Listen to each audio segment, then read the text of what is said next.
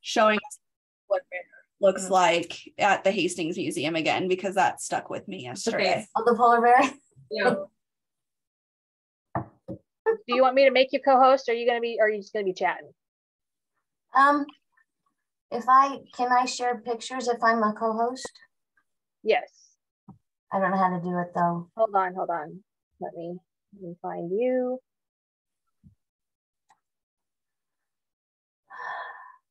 Make co-host. Okay. Cool. And it is 10:30, so all right. We'll go ahead and get started. Welcome to our monthly musings, everybody.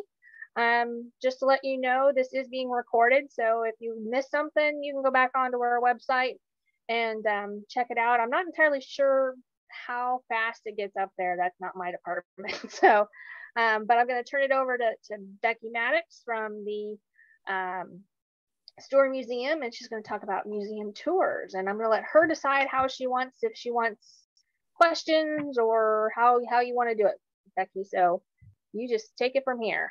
All right. I was just going to start with saying, I think all of us have done tours one way or another. If you're in a museum where you've only been around a few months or a few years, you tend to take people through your museum or a program, and you give a tour. There's different ways you can do it now. There's a lot of different ideas out now.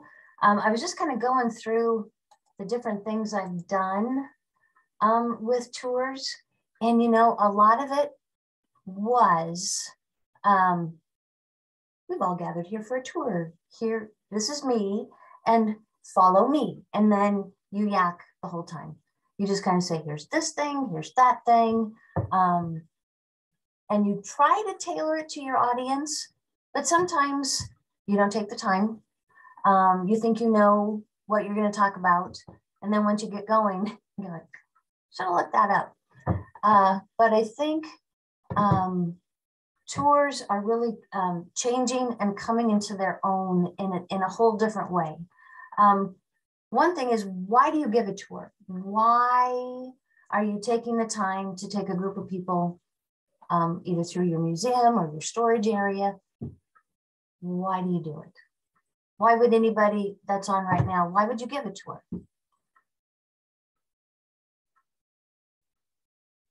I know, I don't know either. It's a great way to connect with your audience, with your visitors, engage people more, show them things, tell them things that they won't get if they just walk through the front door, buy a ticket, and come to the museum. I kind of signed up for this topic because we have been talking about tours here at the Stuhr Museum for quite a while.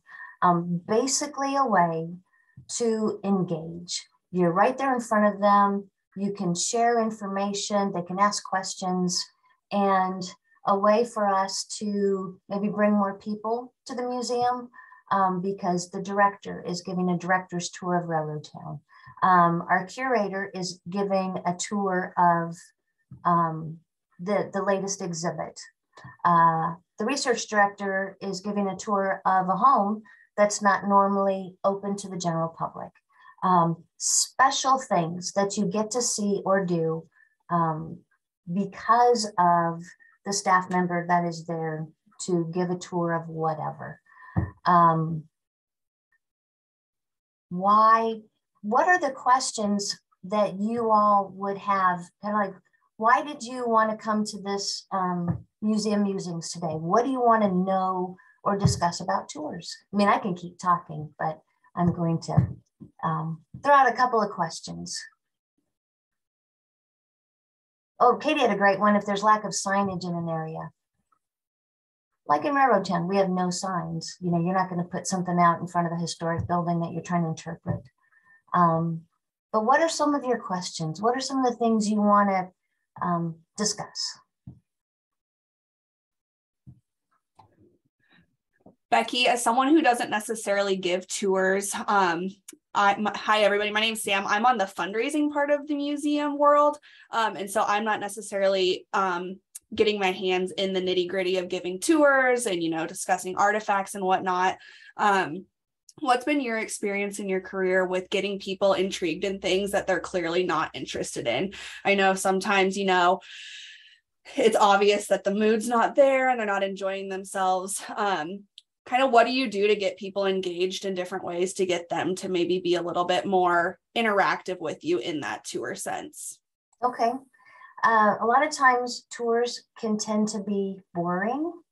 And it just was kind of just that's the way they are. Things are changing now, so you need to make them fun. It doesn't have to go over everything that is in an exhibit or everything that is in an area. Pick out some fun things and be ready for your tour. Don't hit it cold. Know who you're giving it to. And maybe you don't know. It's just you're the 11 o'clock tour that day. It could be anyone. So have a couple of different things in your bag as you meet that group for the first time. When you first start out, introduce yourself and then have everybody else introduce themselves so that you kind of know some first names. I know there's some tours that, you could put on a name tag that just says Becky or Sherry or Katie. Kind of depends, you may or may not want to do that.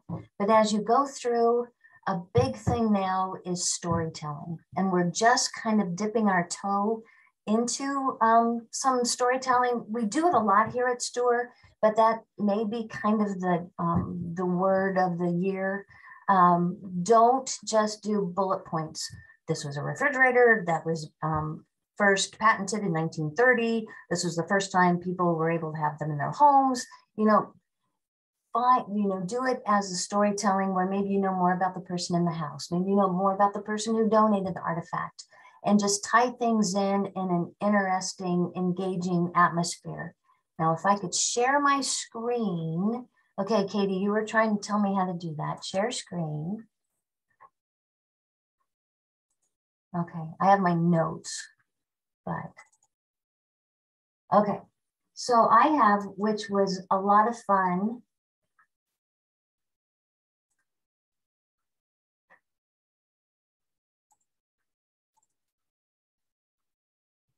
Okay, can you guys see that?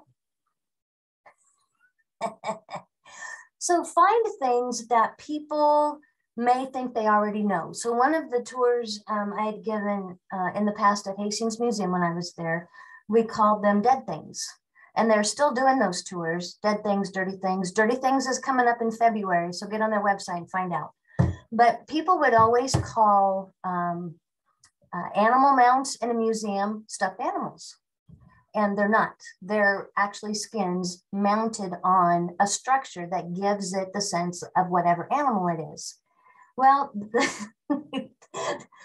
you can see the one that is stuffed, basically. So when people are first learning taxidermy, they may sew the skin together and then they stuffed it. So sometimes the eyes weren't where they needed to be, the nose.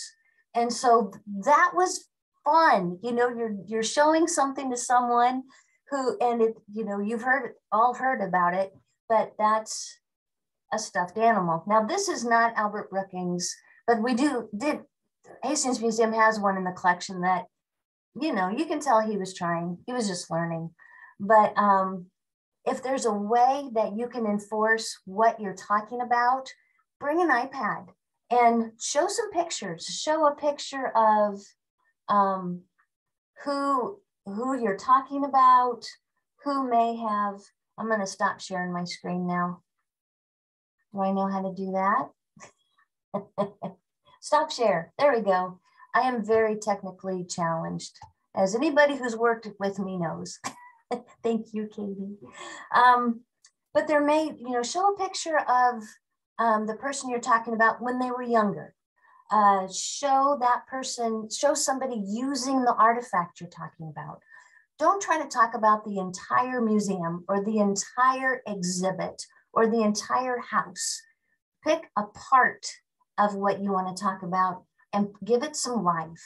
Have people reenact. I don't know if many people know the story about Print Olive and him, killing some people. And then they had a jury trial in Hastings. And so part of it, you could read in the notes from the lawyers and the back and forth during the trial. And I can't remember what it is, but it just kind of cracked me up. Nope, I wasn't there. I didn't do it, So I had people reenact back and forth what the judge is saying and what the people were saying. And, when you give some life to it, the way this guy was trying to get out of it was pretty interesting. You're not putting words in their mouths. That's what they were doing. Use diary entries. Oh my goodness, when you're talking about people on the Oregon Trail, and I have a program where we talk about the water along the Oregon Trail, and this couple is up by Chimney Rock, and they wrote in their diary, they had supper, weren't feeling that good, so they took a vomit, and they felt much better because the water was full of wrigglers, is what they called them. And then they talk about how they, cleaned the water and thought that it was good enough, but sometimes your tummy just can't take it.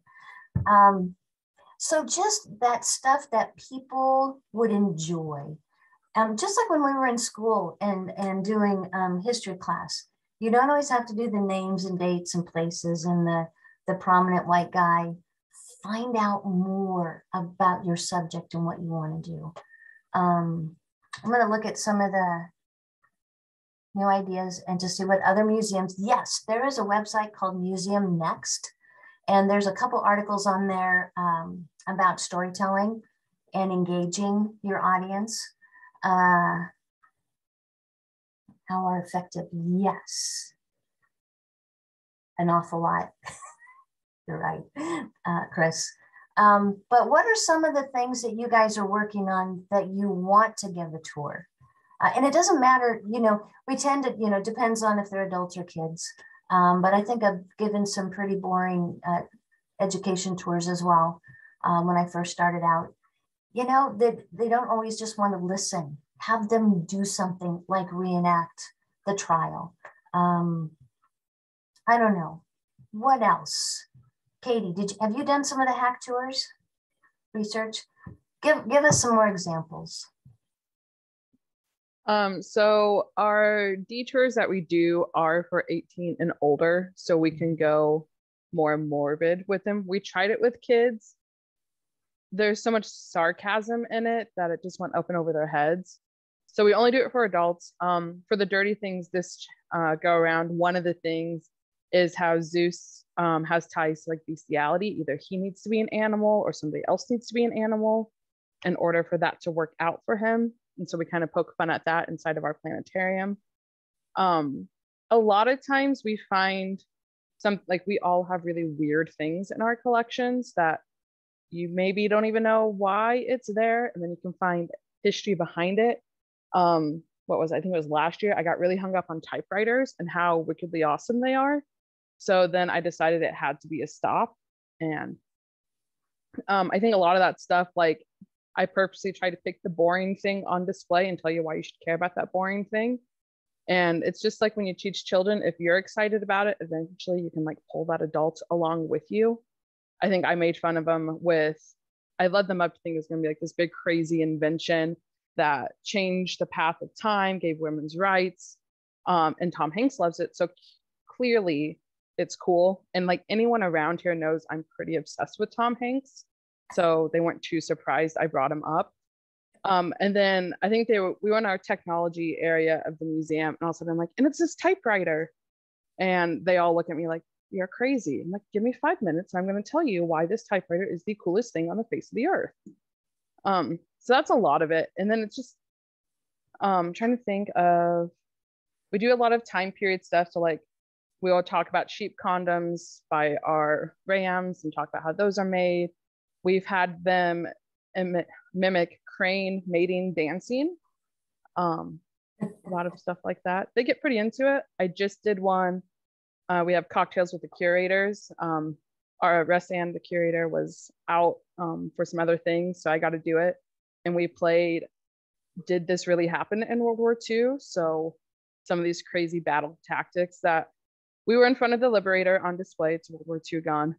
I talked about it for like 2 minutes, and then we left field into this other game to make it more interactive and to bring some light to a pretty heavy topic. I mean, it's war, it's not rainbows and sunshine. And so it just made it a little bit lighter again. Yeah. There's a lot out there for art. Audrey, I don't know if you, since we've got an art museum here, and I'm not sure where everybody's from, but to talk more about the artists themselves or what they were going for within the painting. And then some fun things that happened while they were painting it or about the person. I don't know if you have anything to share, Audrey.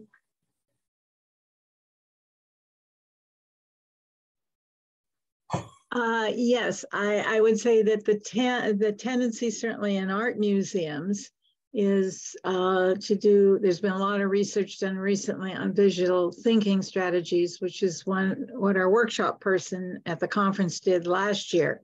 Mm-hmm. And there really just are 3 questions you are to ask, and you have to phrase them exactly that way, but it is really letting the people really look and respond to it, as opposed to, as you indicate, try to stay away from the lecture format. But sometimes it's a little difficult, particularly I wonder how people are dealing with the fact that field trips from schools, often now it's required or certainly encouraged to tie to the curriculum within that grade level. And so there are certain things that you need to cover in the tour. And so that just adds a challenge to it, but it certainly enhances the curriculum, one would assume. But anyhow, in art museums, it's often trying to engage them by asking key questions. What do you think is happening in this picture? Why do you say that? What do you see in the picture that makes you say that? And then how does that affect you? And it's very, very telling, and it works very well, particularly with younger audiences. I think when you reach the adult level, adults kind of have to have a hybrid. They like that, but they also want to know what's the name of the artist, what's the name of the work, that sort of thing. So if you can find things, as you've indicated, that is an entry point. One thing I might add is that I was talking to someone when I was at another museum, and he was definitely not into the contemporary realm. And so we were walking through a gallery, and so he was just like, had blinders on. He couldn't even look at some of the stuff. And so I happened to have a very large work that was like 15 feet tall. I knew this guy had a background in construction and engineering. So I said, how do you suppose that stays on the wall? So we got into the whole thing that for a painting that heavy, you'd have to have backing on the wall. You'd have to have really heavy plywood that thing was nailed into. And that helped him to have that was an entry point so he could at least look at it. And then he started seeing things in it. So sometimes you can approach it differently depending on who the person is who's not engaged. And meet them where they are. Yeah. Exactly. And then move from there. I mean, it's their entry point, and then you can move on. So I was just going to point out, you were talking about the curriculum of how do you incorporate curriculum into tours. And that was a big thing for us about 5 years ago of how do you do that? And I'm just going to be 100% honest, we were totally overthinking it. Now, where are you from? I'm sorry, I'm at the Golden Spike Tower in North Platte, Nebraska. I should have known that. Thank you. Yeah, no problem. So the biggest thing I could tell you is don't overthink of how it is. Think of how your stuff can get tied back in to whatever or however they're learning. So a great example, if you need like a good source, education.com is a great source, and it gives sample worksheets of what kids are working on in different age groups. and that kind of stuff. There is sometimes a charge if you go for it, but I think there's like a free thing, or grab teachers of that age. But it could be as simple as using your words in a word scramble, because they're learning how to do word scrambles at that age. In one of our tours, we do a math question. So they look at the different exhibits and they have to add the questions together, or multiply or divide at whatever math level that they're trying to do for curriculum. But I think sometimes we're overthinking of how do we fit into their curriculum. And it's as simple as creating a worksheet that is, they get to formulate it, but it's with your information. So your names or your words that make sense to it, or things that they can count, or that kind of stuff. But education.com really helped me because it just gave me samples of what worksheets look like at different age levels. Perfect. And it gives them a different context to be thinking of those things in too, you know, the math. Good stuff. Let's see. Has anybody worked much with behind the scenes tours? I know some museums do this to raise funds. It becomes a special event. We do offer, or we're kind of not doing it right now, but every Tuesday at 11, you can come and see, have a tour of our storage area in our collections building. It's an extra $5 in addition to museum admission, unless you're a member. And we've gotten people off and on, you know, wanting to go through and see, you know, behind the scenes. And I think sometimes the event at Hastings Museum with the curators, cocktails with the curators, sometimes goes behind, sometimes just, you know, talks about different things, but that's a fun way to give a tour to a special group and raise a little money. Chris, do you want to talk about your director's tours and kind of what you focus on and how you pull them in? You've got a different way of doing things as well. Yeah, I mean, I guess the first thing that I've discovered through the years of being an executive director in a museum setting or a creative setting is that people like the idea of an executive director's tour because they feel like they're getting something special, you know, whether that's true or not. It seems to be that case. When they can talk to the director of museum one-on-one, they feel like they're getting some insider information, you know. So I always try to learn something about the tour that I'm giving that, you know, maybe isn't a regularly shared thing. I also like to talk about my favorite thing about the museum, most typically as it relates to, you know, what their favorite thing might be. So I always try to open up my tours with questions, find out why they're here, especially small groups. You know, most typically what we've seen is the groups that come through tours are maybe half a dozen people at tops, you know, so you can spend some times going through, you know, 5 or 6 people and finding out why they're here and what's important to them, and then kind of hone in on those areas so that it's more personalized, I guess. So I like to ask questions throughout the tours that I give, find out what their interests are, and then try to tailor my information to that. I guess those would be the techniques that I have used. What Audrey spoke of earlier about, you know, connecting people to an art piece of, well, what do you see here? That's a technique that has been used in art museums and galleries for a long time. And that's really to get people to engage emotionally with a work of art, so that they can begin to correlate to it. Because especially with abstract art, you know, not everybody sees the same thing, not everybody feels the same thing. And at some point in time, you know, it may be almost confrontational to say, well, no, this is what the artist meant when they painted it, you know. And the truth is that most artists would want individual interpretation of the piece anyways, because then that means that the person is engaging with that. The same could be said about historical artifacts. You know, when you walk through a historical museum, there are a lot of artifacts that we have, or a natural history museum, there are a lot of exhibits that we have that don't necessarily present the in-your-face answer. So it's nice to ask those people what they're encountering, what they feel about an exhibit, what they feel about a particular artifact, what they think it was used for.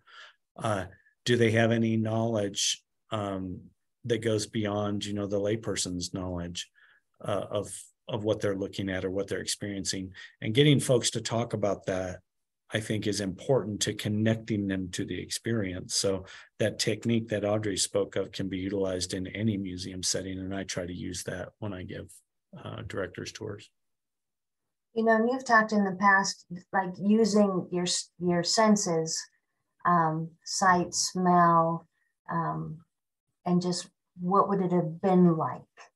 And it's easy for us to do that here at Stuhr, and even at Willa Cather. If you're in a historic structure, you can say, use your imagination. Can you imagine what this would have been like? Yeah, sometimes I even ask people, sometimes they do it, sometimes they don't. They laugh a little bit, but sometimes I ask them to close their eyes, and imagine what they would be hearing or listen, or even listen, like when we're down in Railroad Town. Close your eyes, listen to the building itself. What's it feel like? What do you imagine conversations were like that took place in this space? Try to connect them with the past through those senses, so that they're not just using their eyes, but they're also using their ears and their noses and those types of things. Because the truth is that some of those other senses are much more powerful than the eyes themselves. And we tend to just rely on the visual. And most people's visual senses have been dulled down because of the use of screens and phones all the time. So those other senses are very important for us to include in the tours. I'm glad you brought that up, Becky. Not always so easy to do that, but I like doing that. Yeah. I remember, Kirsten, you want to go again? Oh, I was just going to add to Chris's point too. Sometimes it's also like relating to something that is in today's society because they can picture it. So, and it could be, so this is, again, remember, I'm railroad. So I'm history a little bit, but I'm very much railroad. So how I explain how the yard operates is through Skittles. And I use it for kindergarten all the way through adults because it helps them visualize and understand how things operate, because we sort here. So we sort by destination. So I talk about how a Skittles package comes into the yard and it's all mixed up and all the reds and greens and yellows are all together in a package. And then they go up this hump and then one by one they fall down and all the yellows fall into a line, all the reds fall into a line. But it helps them understand it, but all the way from the kindergartners to the adults. And for the adults, I just say, pardon me, I do a lot of kindergarten tours, but this is the best analogy. They get a good chuckle, but at least they understand it. So sometimes even just relating it back to something as simple as what they do. When we talk about the North Platte Canteen and we talk about the popcorn balls, we relate it to, this was before Match.com, where, this is how they hooked up, you know what I mean? But thinking of those type of things are great ways to also relate them back and keep their attention. Yes. When Chris mentioned smell, the Hastings Museum, and it doesn't so much anymore, but it used to have a smell.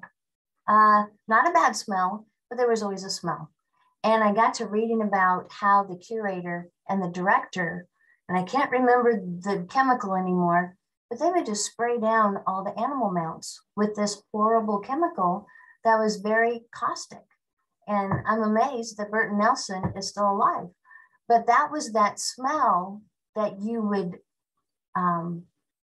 when you would go in there. And they put it in the newsletter. Oh, it's springtime. It's time to do all this stuff, And so who knows how many children over the decades that would hang out there.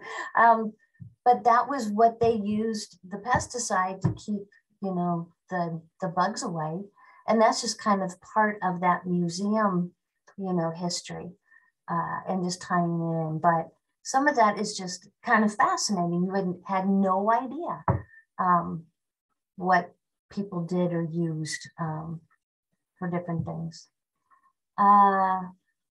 Has anyone really gotten into the virtual tours, especially with COVID? Katie, with the museum, Hastings. Anybody else? And are we still using those? Can we still use them? It's better in person. It really is. They're losing a little bit of their momentum. I don't know, Katie, I know you do a lot of virtual tours too, but I've noticed that they're losing some momentum. Have you? Yeah, I'd say so too. Our most loyal one, so typically ours are just school programs they can book. We have one that's really loyal who she actually is a computer teacher, and she's just showing them ways computers can be used. And then her kids are stoked. We talk about Kool-Aid all day. So, I mean, she's come, this will be her second go around. We've had some interest from further away places, but then like the follow through, either they want us to do in April. I'm like, well, I have 80 children in the building. So it's a little bit of a struggle. Definitely not as popular as they used to be, but we do digital content still that people get pretty involved in. But yeah, I'd say not as popular as they were, but we still get a few trickling in. I'm curious because Willa Cather it's kind of a nationwide, and you could do your programming to someone in New York. Are you guys doing digital? Yeah, can you hear me? We have an owl in our conference room, so I don't know if it's going to point at me or not. Yeah, we still have virtual programs, and I mentioned in the chat that we have an app that we put content in to sort of mimic in-person experiences or tours, but we also try to make that app work for people that are here visiting and maybe they want extra information or more information about a topic or some part of Willa Cather's life. So I think, you know, we've seen kind of a dip in interest in virtual stuff as well, like others are saying, but I think we're still trying to take all of those resources that we've developed and make them relevant to people that are visiting in person or to kind of be an enhancement. It would be nice to think, and there's Kool-Aid that is, you know, worldwide almost, and Willa Cather, who's nationwide and worldwide, that if we could put out that content, that they would come see us. Now we're in Nebraska. That's not always so easy for people to do. But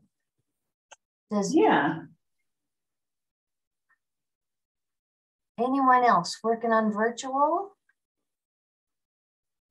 You know, there was, I can't even remember where I read it, that you could use this virtual tours in order to engage people then to come to your site.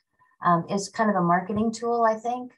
Our marketing director and I talked about it a little bit, but you know, it's just another layer of work that you have to do. And if it's not, like we've seen, if it's kind of going down in popularity, it's probably not something we want to spend a lot of time on.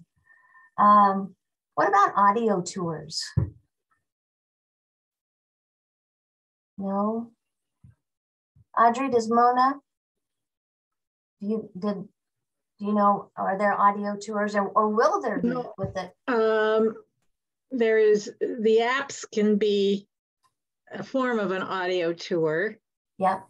You know, the technology is such now that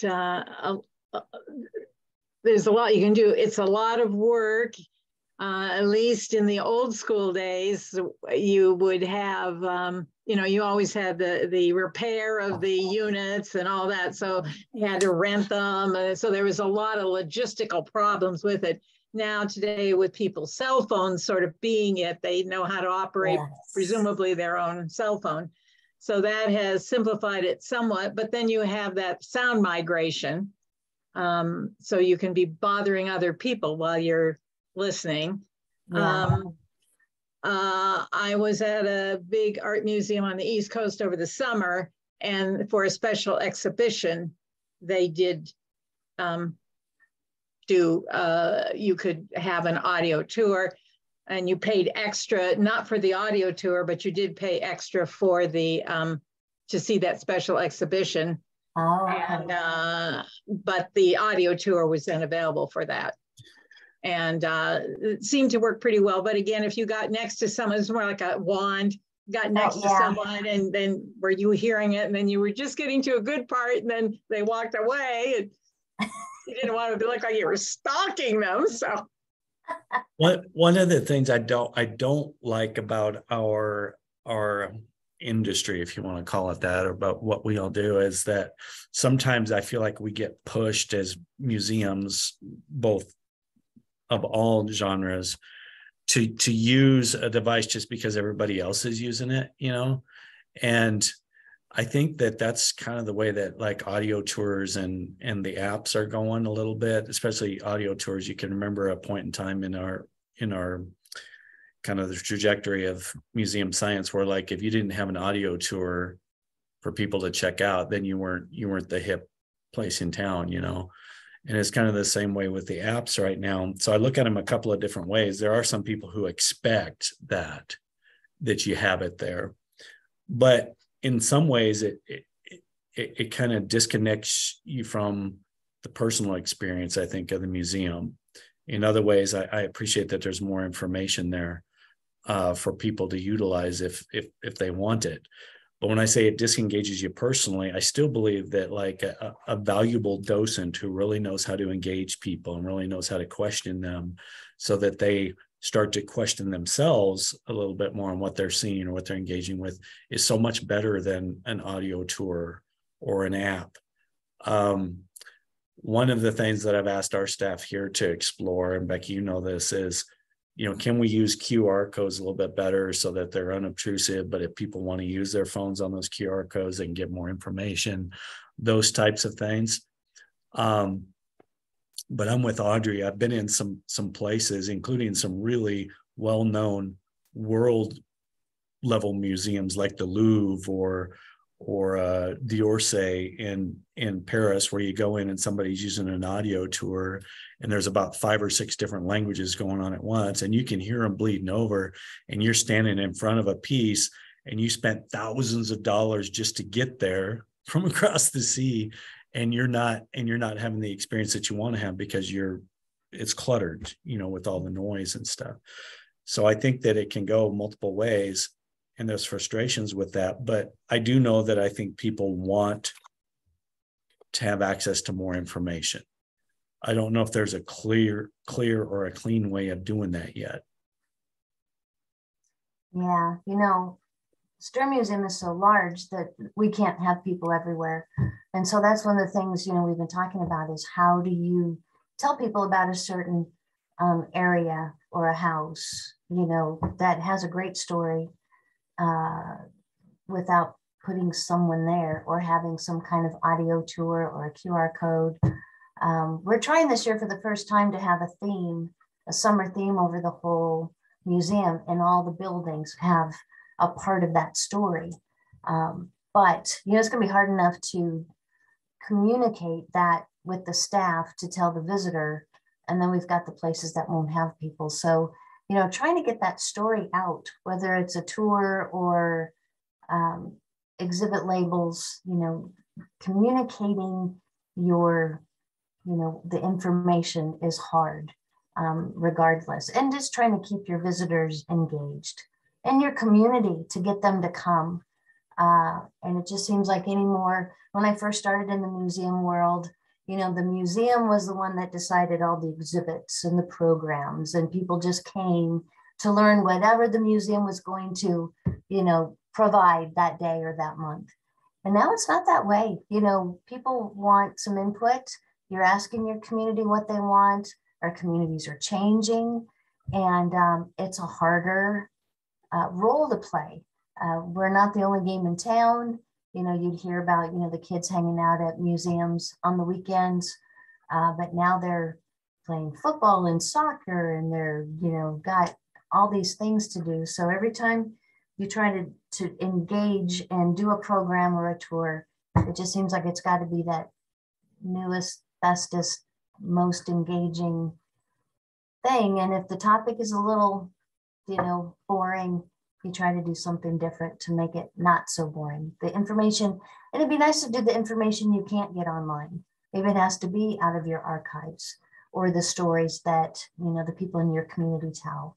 And, you know, like with, you know, Willa Cather and the railroad and Kool-Aid, you know, we've got, you know, the stuff. It's just how do you roll it out? And you don't make things up. You know, you've got to, you know, tell the truth on things. But I don't know. Does anybody else have anything to add? I know that different places have done bus tours. I know I keep mentioning Hastings, but if you've got places, and NMA last year we went on a bus tour, sort of.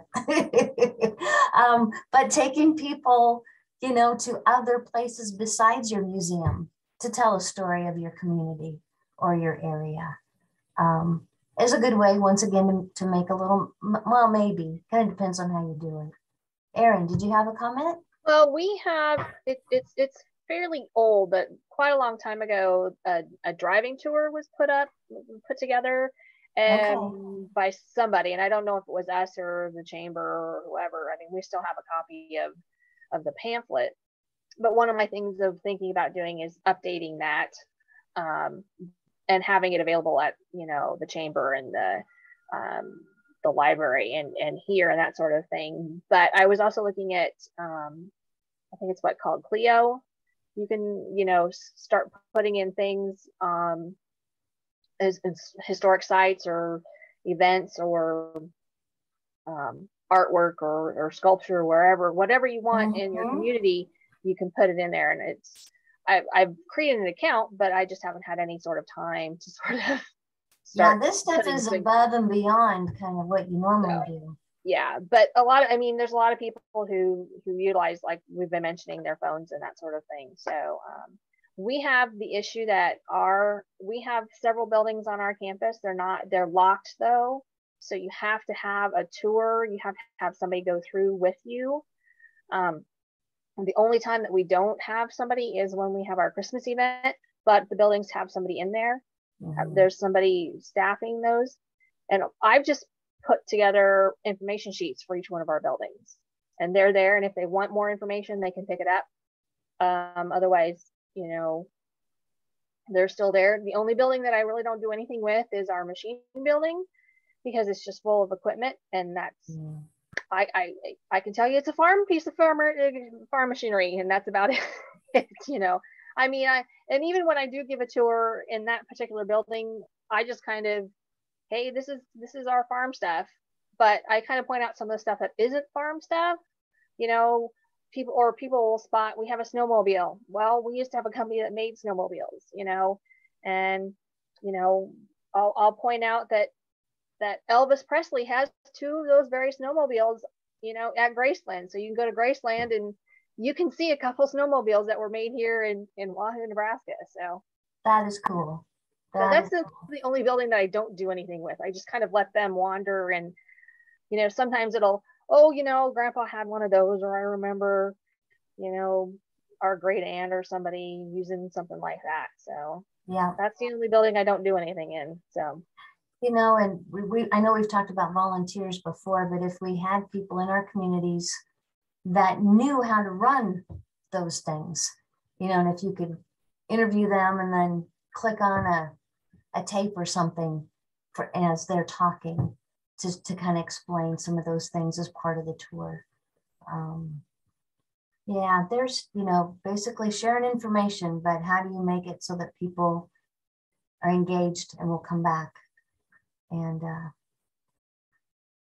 I think that also brings up another point. I've seen some installations where there's actually like a video within the gallery.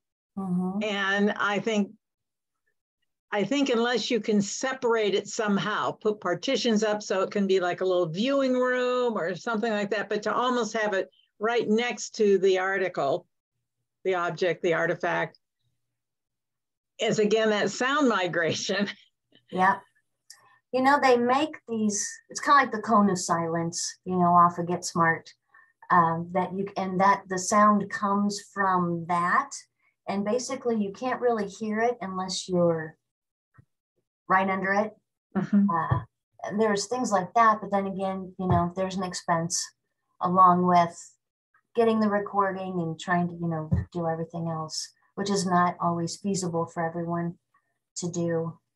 And I think that's what the Archway here in Kearney has, that it's a geographic location, but the problem with that, you know, is there's upkeep of that. It's mechanical things fail.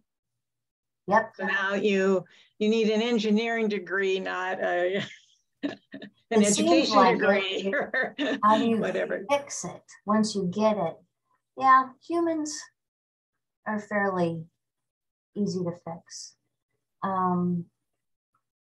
Looking over my notes just to see if there was anything else I wanted to bring up. You know, adding to the tours, whether you're, you know, in historic costume, you can always use music to add maybe to a tour, a clip of someone talking if you're, you know, whether it's, you know, JFK or, you know, whatever your subject is. It doesn't always have to be you talking. You can add with your iPad or your phone images and sound bites to augment what you're trying to say. If Becky, I'd also like to add, and this is maybe a little out of the blue, I guess, but you've heard me tell this story before. Probably the best tour that I've ever been on was the Guinness brewery in Dublin. And I don't even like Guinness beer, but the reason that Guinness does it so well, I think, is because they emotionally connect you not to the beer or to the process of making beer or whatnot, but to the immigrant story of Alec Guinness and how he came as an immigrant to Ireland and basically established a national identity through his struggles as an immigrant. There's at the beginning of the tour, they used to anyways, it's been years since I've been through it, but you can find them on the internet. They gave you a little like a little lucite crystal that inside of it had a drop of Guinness and then the word believe, and they give you that as your ticket when you're going through the gate, and then it becomes part of the tour along the way, in as much as at the end of the tour, when they give you a Guinness to drink, they take it away from you. And you almost don't want to let it go. They end up giving it back to you at you know, once you've had your Guinness, and then you leave the door and they give it back to you. But I've kept that little Guinness lucite paperweight or whatever it is with the word believe in it for all these years, because that tour was so powerful, because he believed that he could become or have a part in establishing a national identity for Ireland, and he did it. So I think that if you can have a little takeaway, maybe not a lucite crystal with a drop of Guinness in it, but because we don't have those type of resources, but if you have a particularly powerful tour, if you send them with something that they can remember that tour by, I think it's also very powerful, because they can reflect back on that and say, okay, well, I had this powerful experience in this tour, and I've got this little thing on my desk sitting here that I'm going to remember it by. I think that's a technique that can be utilized more often too. Yeah, we talk about empathy, you know, getting those emotions going is always good. That's about the extent of what I had kind of prepared and for discussion. Is there anyone else who wants to add to the discussion about museum tours?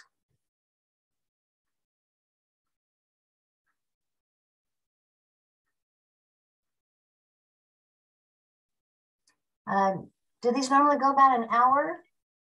We're a little shy. Nope, that's fine. Okay. I think you covered almost everything. Walking tours, I think they're about the same as your, yeah. Well, we'll all have to, it'd be kind of fun in a year to come back and see if we've tried anything new. I know we're looking at lots of different things here to engage the public. Oh, bike tours. Hastings Museum, they get on bicycles, and it's free. And then they take people through town on your bikes and stop at different locations in town and talk about things. So anything moving. So, okay. Well, thanks everybody for joining me and Erin and Audrey and Chris and Katie. And I guess what's next month? Do we know what next month is? And if Karen was here, she could just say it off the top of her head. I'm actually doing next month on how to do DEI in trips and tours and programming. Ah, perfect. Katie, thank you. Well, come back next month when Katie talks about DEI and tours and programming. Thank you, Becky. Thanks. Bye. Thanks, everybody. Have a good weekend. Oh.